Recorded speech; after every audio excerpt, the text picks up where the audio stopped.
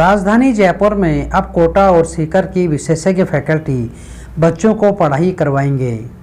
पिछले 25 वर्षों के अनुभव का लाभ जयपुर के आसपास के स्टूडेंट्स को मिलेगा। इसका फ़ायदा यह होगा कि राजधानी जयपुर से बच्चों को आईआईटी, जेईई और नीट की तैयारी करने के लिए घर छोड़कर दूर नहीं जाना होगा। दरअसल सीकर रोड पर द्रोणाचार्य इंटरनेशनल स्कूल इस ओर कदम बढ़ा रहा है, जिसमें स्टूडेंट्स को आईआईटी, जेईई, नीट के लिए पहले से ही तैयार किया जाएगा। बच्चे का फाउंडेशन 8वीं क्लास से मजबूत किया जाएगा ताकि वह 3 बड़ी परीक्षाओं के लिए मानसिक रूप से तैयार हो सके। वहीं उसका एजुकेशन लेवल भी उस तरह का बन सके। सीकर रोड पर बर्ड पिपली के पास संस्थान शुरू कर दिया गया है। ओपनिंग सेरेमनी में संस्थान से जुड़े शिक्षकों को विशेष ट्रेनिंग प्रोग्राम भी आयोजित किया गया, जिसमें खास टिप्स दिए गए। संस्थान के डायरेक्टर श्रवण बोरा ने बताया कि नीट, जेईई, आईआईटी के बच्चों के लिए घर छोड़कर दूर जाना पड़ता है। खास तौर से बच्चे कोटा और सीकर का रुख करते हैं, जिससे अभिभावकों के ऊपर आर्थिक बोझ भी अधिक होता है। बोरा ने बताया कि उनके संस्थान से तैयारी करने के लिए बच्चों पर कोटा के बजाय यहाँ खर्च महज 1/4 रह जाएगा। साथ ही तैयारी भी विशेष मेथड के आधार पर करवाई जाएगी। ये नीट की बात कर रहे हैं, वो किस तरह से फाउंडेशन देंगे?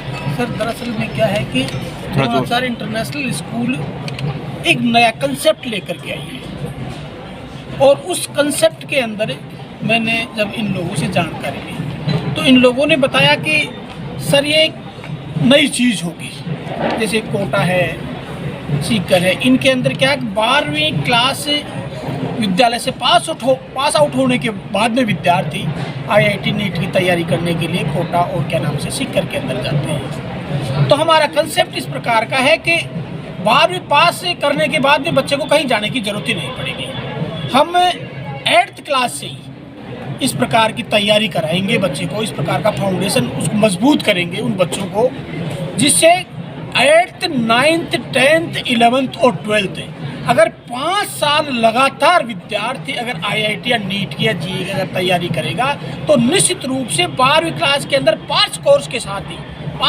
साथ में ही जिस भी सब्जेक्ट की आईआईटी या नीट की जिसकी हम तैयारी करेंगे तो वो बच्चा उसको कोटा या ये क्या नाम से सीकर जाने की जरूरत नहीं पड़ेगी। पास कोर्स यानी 12वीं के साथ ही वो विद्यार्थी आईआईटी और नीट के अंदर सेलेक्ट हो जाएगा।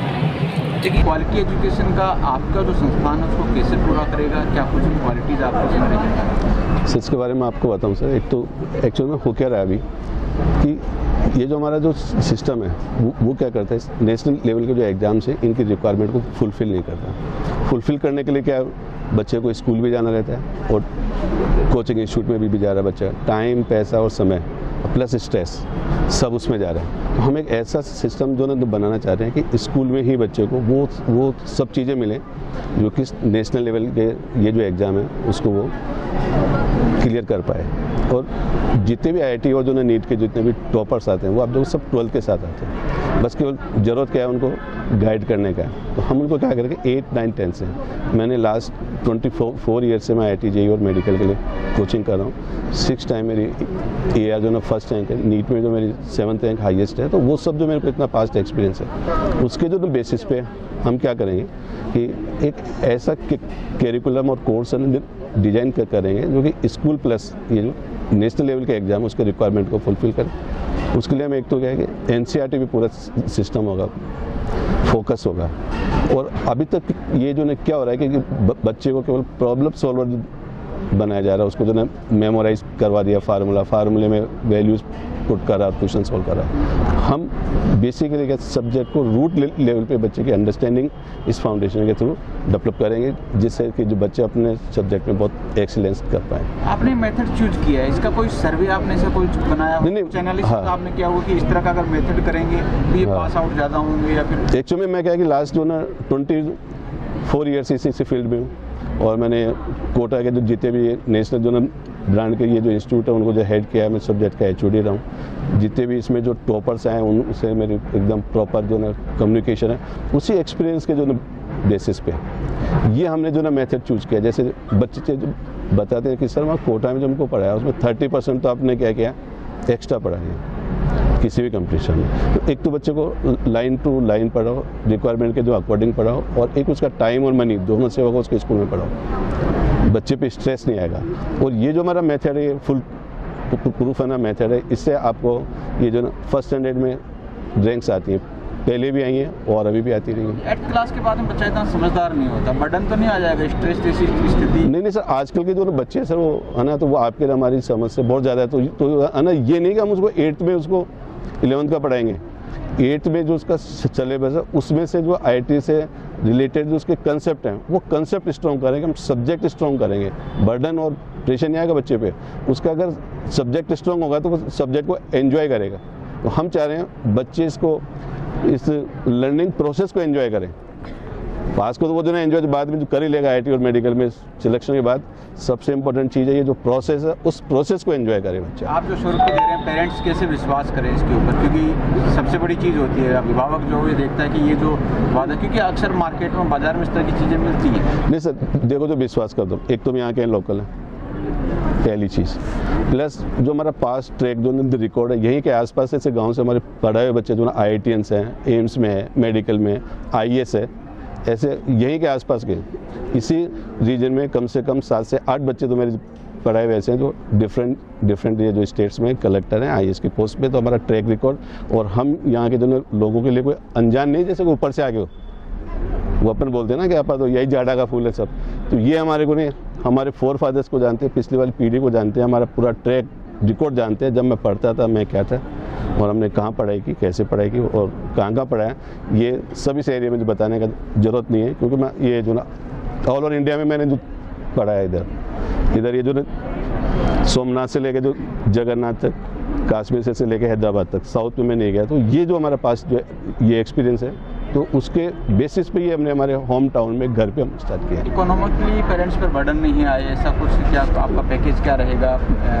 जैसे देखो वंचित वर्ग के लिए भी कुछ ऐसा आपके लिए इसमें? हाँ नहीं, देखो जो भी डिजर्विंग कैंडिडेट होगा उसके लिए पैसा कभी भी मायने नहीं रखता है ना। तो हम उसको फाइनेंशियली सपोर्ट अभी भी देंगे, और जब उसका ये जो IIT और मेडिकल में एंट्रेंस हो जाएगा हम वहाँ भी सपोर्ट देंगे सर। ऐसा नहीं कि हम जो ना यही देंगे। और फाइनेंशियली देखो हेल्प की बात है, बाहर जाता है बच्चा तो उसका रहना खाना कोटा में क्या होता है, ऑन एंड एवरेज 1.5 लाख तो फीस होती है, और लगभग इतना आया, तब पेरेंट्स पे कितना आएगा, 3 लाख का जो बर्डन आएगा हमारे पास आएगा बच्चा, तो इससे 1/3 में काम हो जाएगा उसका, 1/3 से भी कम में। यानी हम केवल उससे क्या लेंगे, केवल हमारा खर्चा और स्टेशनरी और बस ये सब लेंगे, जिससे एक्चुअली में हमारा बेसिक एम क्या है कि जो बच्चा अगर फाइनेंशियली वीक है वो भी वहाँ तक जाए। अगर हमारा पैसा ही जो ना एम होता है तो हम कहीं भी इसको स्टार्ट कर सकते थे। घर में स्टार्ट करने का बेसिक है, हमारे आसपास समाज में, हमारे आसपास के कल्चर में जिन बच्चे के पास अगर इतनी सामर्थ्य नहीं है कि वो कोटा और सीकर का खर्चा अफोर्ड कर सके, वो हमारे पास है। डिजर्विंग कैंडिडेट होगा तो हम उसको अपनी ओर से भी पढ़ा देंगे। सर अभी डिजिटल प्लेटफॉर्म बहुत सारे हैं जो IIT की तैयारियां करवा रहे हैं, इनसे किस तरह से कंपेयर करेंगे आप अपने आप? ये देखो ये जो ना डिजिटल है ना, तो ये आपको जो ना हेल्प करेंगे, क्योंकि ये जो IIT और ये जो ना नीट ऐसे एग्जाम है जिसमें क्या होता है, टीचर बच्चे में आई कांटेक्ट होना बहुत ज़रूरी। एक तो होता है पढ़ाना, एक होता है सिखाना। पढ़ाने के लिए डिजिटल प्लेटफॉर्म ठीक है, आपको कोई क्लर्क बनना है और कुछ करना है तो ये ठीक है, लेकिन आपको अगर आपको IITian बनना है, जहाँ आपको सब्जेक्ट सीखना है, वहाँ आपका आई कांटेक्ट बहुत मस्ट है ना। तो ये हमारे कंप्यूटर नहीं है, ये हमारे क्या बच्चे को हेल्प करेंगे, जहाँ कंसेप्ट में आई प्रॉब्लम तो उसको हेल्प कर लेंगे। लेकिन कभी भी जो ना ऑफलाइन क्लास का कभी भी जो सब्स्टिट्यूट है वो ऑनलाइन नहीं है कभी भी। और ख़ास तौर से जो ना इस तरह के टेक्निकल एग्जाम में, जो कि वर्ल्ड लेवल पे IIT जो ना JEE का जो एग्जाम है सबसे टफेस्ट एग्जाम्स में से एक है, ये जो अंडर ग्रेजुएट लेवल पे, तो वो आप है ना ऑनलाइन से आप उसमें सीख नहीं सकते हैं। टीचर और बच्चे में आई कांटेक्ट होना मस्ट है इसमें। फैकल्टी यहाँ पर सक्सेस मंत्र किस तरह से कि आपके ऊपर ज़्यादा दरमदार होता है डायरेक्ट क्या? सर हमारा स्ट्रॉन्ग बिलीव है कि जो बच्चे के पास में NCERT की रीडिंग है, line to line NCERT reading, क्योंकि अगर आप टॉपर्स के भी रिव्यूज़ देखते हैं और केवल इंजीनियरिंग और नीट के लिए नहीं, अगर आप इसको सिविल सर्विसेज एग्ज़ाम तक के लिए भी देखते हैं तो ये निश्चित रूप से देखा गया है कि टॉपर्स के रिव्यूज़ कहते हैं कि NCERT जो है वो बेस है, फाउंडेशन है। और हमारा बेसिक प्राइम टारगेट, हमारी संस्था का प्राइम टारगेट भी यही है कि हम चाहते हैं बच्चा CBSE पढ़ते वक्त ही ये महसूस करे कि वो कॉम्पिटिटिव की तैयारी ऑलरेडी कर रहा है, ताकि बच्चे को ये महसूस ही ना हो कि बच्चा 12वीं के बाद में उसे और समय देने की और पैसे खर्च करने की रिक्वायरमेंट है। इसके लिए हमारा इंस्टीट्यूट और बेहतर इंस्टीट्यूट से क्यों अलग है, इसका भी मैं आपको बताना चाहूँगा। तो इसमें हमारी जो क्लासरूम प्रोग्राम है वो इतना इफेक्टिव टीचिंग के हिसाब से डिज़ाइन किया गया है। जैसे कुछ कॉम्पिटिटिव सब्जेक्ट्स हैं जो कि हैवी वेटेज रखते हैं नीट एग्जाम के लिए, सपोज बायोलॉजी एंड केमिस्ट्री, तो इन सब्जेक्ट्स के लिए हमने एक स्पेसिफिक डिज़ाइन प्रोसेस अपनाया है, जिसके लिए हम बच्चों को ड्यूरिंग द क्लासरूम हम वीडियो रिप्रेजेंटेशन के माध्यम से समझाते हैं। डायग्राम जो है बच्चों को 3D व्यूज़ में दिखाने में हेल्पफुल करते हैं, ताकि बच्चा समझ सके और चीज़ को एंजॉय कर सके। उसके अलावा रेगुलर बेसिस पे हम बच्चों को प्रैक्टिस पेपर्स क्लास में सॉल्व करवाते हैं और बच्चे की अप्रोच सेल्फ ड्रिवन अप्रोच करने की कोशिश कर रहे हैं, ताकि बच्चा, क्योंकि अगर हम अभी करंट सिनेरियो चेंज हो रहा है, अगर बच्चा केवल एकेडमिक्स के लिए भी तैयारी कर रहा है तो CBSE एनालिटिकल्स की तरफ मूव कर रहा है। जो पहले के क्वेश्चंस थे कंपैरेटिवली अगर हम बात करते हैं तो पहले CBSE की अप्रोच थी डायरेक्ट क्वेश्चंस, अभी CBSE ने भी अपनी डिमांड चेंज कर ली है और वो कॉम्पिटिटिव एग्जाम की तरह ही क्वेश्चन जनरेट कर रहा है। तो हमारा प्राइम टारगेट यही रहेगा कि बच्चा 11th और 12th को इस तरीके से पढ़े कि उसके साथ वो एनालिटिकल रीजनिंग को अपने डेवलप कर पाए, ताकि वो उस नॉलेज को, उस कोर नॉलेज को कैसे अप्लाई करना है इफेक्टिव वे में वो सीख सके। पिछले 3 साल का अगर रिपोर्ट देखा जाए तो कोरोना का इफेक्टिव रहा है, यानी कि एजुकेशन पर भी इसका सही प्रभाव रहा है। आने वाले दिनों में आपके लिए क्या ये चैलेंजिंग रहेगा, आप जिस तरह से तैयारी करवा रहे हैं, क्योंकि बेस जो है वो स्टूडेंट का मजबूत नहीं है फिलहाल? सर, मैं ये समझता हूँ कि निश्चित रूप से कोरोना ने शिक्षा प्रणाली के ऊपर थोड़ा घात किया है, पर इसके कुछ पॉजिटिव इम्पैक्ट्स भी रहे हैं। जैसे ऑनलाइन प्लेटफॉर्म की हेल्प से बच्चे का जो चीज़ों को सीखने का नज़रिया है वो बदला है। बच्चों को डायग्राम से हम लोग समझा रहे हैं, बच्चा थोड़ा सा मूव कर रहा है, वीडियोस में हेल्पफुल उसके लिए प्रूव हो रही है।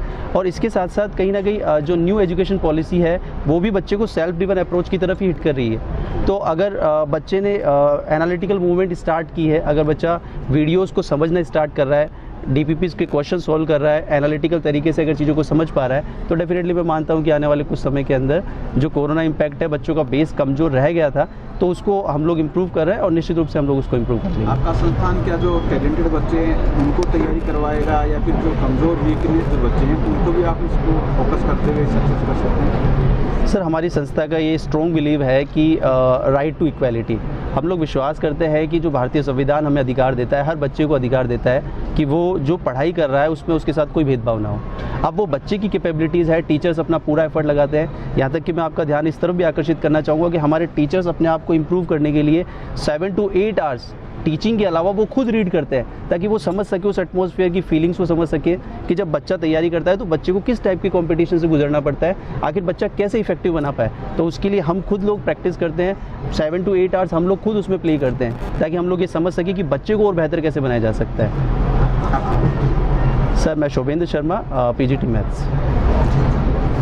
यूनिक ये है कि हम बच्चे को बेसिक से ही तैयार करना चाह रहे हैं। जो चीज़ IIT अगर सिलेबस में आ रही है तो बच्चे को 8 से ही हम इम्प्रूव कराना चाह रहे हैं। कैलकुलेशन स्किल्स है उसकी, और बेसिक जैसे अपन ले फोर्स क्या है, तो फोर्स बच्चा वहीं से सीखेगा, अपना प्रैक्टिकल करके सीखेगा। तो प्रैक्टिकल स्किल्स भी हम उसको डेवलप करा रहे हैं, और बच्चे को बर्डन नहीं लगे कि किस चीज़ में अपन न्यूमेरिकल किए जा रहे हैं, प्रैक्टिकल भी हम उनको प्रोवाइड करा रहे हैं। आपको परिचय दीजिए। Anil Kumar Sharma, PGT physics. Sir देखो, हमारा जो एजुकेशन सिस्टम है, हम लोग जिस एजुकेशन सिस्टम पे वर्क कर रहे हैं उसमें सबसे इम्पोर्टेंट चीज़ है NCERT, और हमारा जो टारगेट है वो है NCERT की लाइन टू लाइन। बिकॉज ये देखा गया है, जैसे नीट की बात करें, हम लोग IIT की बात करते हैं कि बाद में जो टॉपर्स हैं उनके रिव्यूज़ ये होते हैं कि NCERT पढ़नी चाहिए, जबकि 11th-12th क्लास के ड्यूरिंग बच्चे NCERT की तरफ इतना फोकस नहीं करते, और हम लोग उस चीज़ को फोकस कर रहे हैं कि ताकि बच्चे की NCERT स्कूलिंग के साथ साथ स्ट्रॉन्ग हो। सेकेंड थिंग हमारा ये है कि जो क्लास टाइम रहता है उस दौरान भी हम लोग मैनेजमेंट के साथ में प्रॉपर्ली वर्क करके टाइम मैनेजमेंट के साथ में क्लासेस को रखते हैं, जिसमें बच्चे का सेल्फ लर्निंग भी होता है और प्रॉपर टाइम को हर तरीके से मैनेज करके क्लासेस को प्रॉपर बनाया जा सके। इसमें टाइम मैनेजमेंट इंपॉर्टेंट है हमारे लिए। Myself Mukesh Chaudhary, PGT chemistry sir. Thank you sir. Sir, सबसे पहले तो मैं एक चीज़ के बारे में बताना चाहूँगा, जैसा कि आपने पूछा था अभी कि बच्चे पे बर्डन तो नहीं आएगा। एक्चुअली जो बच्चे का कोर्स है हम उसी से थोड़ा सा लेवल अप लेकर के चल रहे हैं। बच्चा अगर 8th में है तो हम 9th का कुछ पार्ट हम उसका लेकर के चल रहे हैं, ताकि बच्चे का वो नॉलेज वहीं पे क्लियर हो तो उसको नेक्स्ट क्लास में प्रॉब्लम नहीं आएगी। ठीक है। सेकंड चीज़, हम नंबर ऑफ प्रैक्टिस सीट्स उनको दे रहे हैं जो कि not only related to NCERT, वो उससे भी हल्का सा अबव लेवल का होगा, जो कि जो क्वेश्चंस हैं वो उनके बुक से ना हो करके बाहर से होते हैं, जो बच्चे ने कभी क्वेश्चंस देखे ही नहीं है। तो जब बच्चा उन प्रैक्टिस सीट को प्रैक्टिस कर रहा है तो डेफिनेटली वो टीचर्स के साथ अपनी प्रॉब्लम शेयर करेगा, और प्रॉब्लम शेयरिंग से क्या होगा कि हम उनका वहाँ पे उस कंसेप्ट को क्लियर करने की कोशिश करेंगे जो कि उनके लेवल से हल्का सा ऊपर है। तो इस बेसिस पे हो सकता है बच्चा डेफिनेटली इम्प्रूव करेगा और आगे के लिए उसके लिए बेनिफिशियल है। Thank you. Myself Pankaj Soni, TGT maths.